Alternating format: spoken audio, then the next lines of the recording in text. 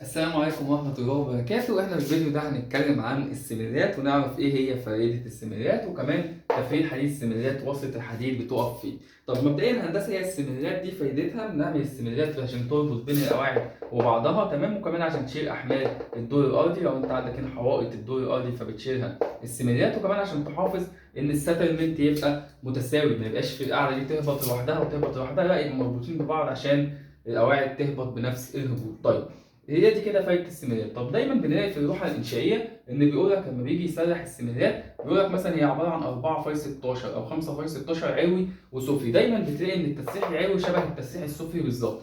طب ليه يا هندسه بيحصل كده؟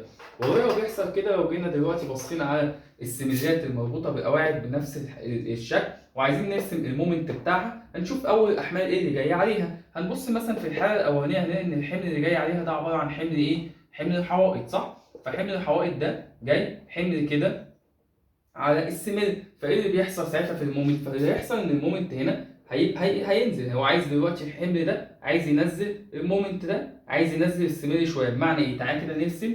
لو جينا خدنا كده اعتبرنا نيجي نرسم المومنت بتاعها، هتبص هتلاقي المومنت بتاعها عباره عن ايه؟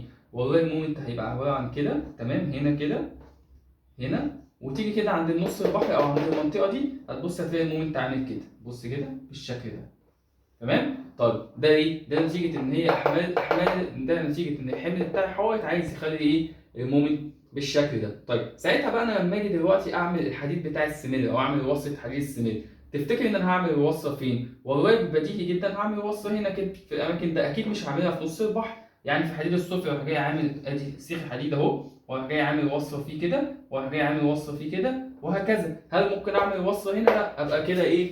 ابقى بعمل حاجه غلط، لان هنا ده كده منطقه اقصى مومنت، صح؟ طب وفي حديد العلوي، لو جيت بقى بشتغل على الحديد العلوي، لا، في حديد العلوي انا عندي هنا منطقه اقوى مومنت، فساعتها ممكن احط ايه؟ ممكن احط الوصله هنا في نص البحر عادي، تمام. دي كده اول حاله. يبقى اول حاله المصمم بيجي يلجأ لها لما يكون عندي دلوقتي حمل راس حمل الحائط، ودي الحاله اللي احنا غالبا شغالين عليها. عشان كده انا لما باجي بعمل حديد التسريح السفلي بتاع السمنات بركز جدا ان انا ما احطش الوصله فين؟ في نص البحر. بركز ان انا ما احطش الوصله في نص البحر. طب ايه الحاله الثانيه؟ الحاله الثانيه هندسه، لو انا عندي بقى هنا رد فعل التربه، هنا اهملت رد فعل التربه، لو انا عندي هنا رد فعل التربه دي بترد عليا، فساعتها ايه اللي بيحصل؟ ساعتها هندسه بتبص تلاقي ان المومنت حصل فيه انقلاب، المومنت اتعكس بقى بالشكل ده، صح كده؟ المومنت ايه اللي حصل له؟ بقى بالشكل ده. ساعتها بقى المومنت الرئيسي ايه؟ علوي.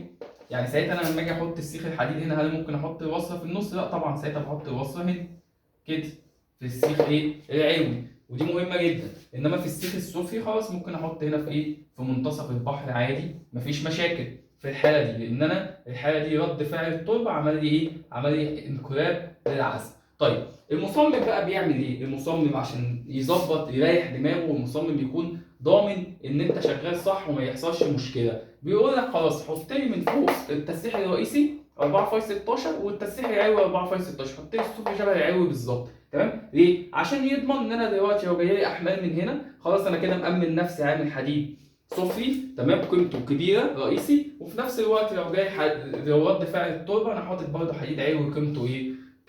قيمته كبيره، يعني حاطط رئيسي سفلي ورئيسي علوي. عشان كده دايما السميات بتبقى 4/16، وغالبا اللي احنا بنشتغل عليها هي ايه؟ هو القطاع ده ان بيكون السفلي وعلوي 4/16.